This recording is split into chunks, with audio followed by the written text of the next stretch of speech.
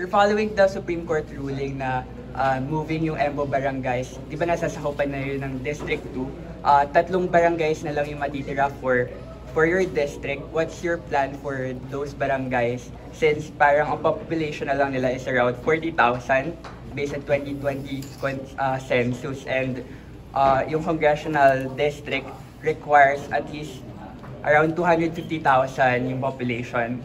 Is there a plan for redistricting, and ano po yung plan nito? Well, redistricting is the act of Congress.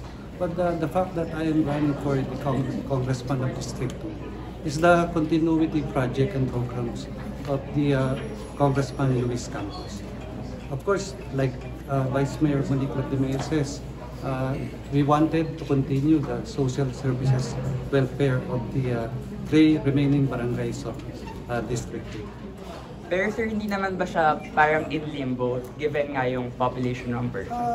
Like I said earlier, it would be the act of Congress if they are willing to abolish or not the second district of Makati. But for now, it remains a district because based on the fact that it was a district when it applied, so nakikita po natin na tuloy pa rin po na District 2 po ang tatlong barangay ng Makati, which is Barangay Cododo Piniego, Barangay Cododo Pinuevo, and Barangay Pinagkaisa.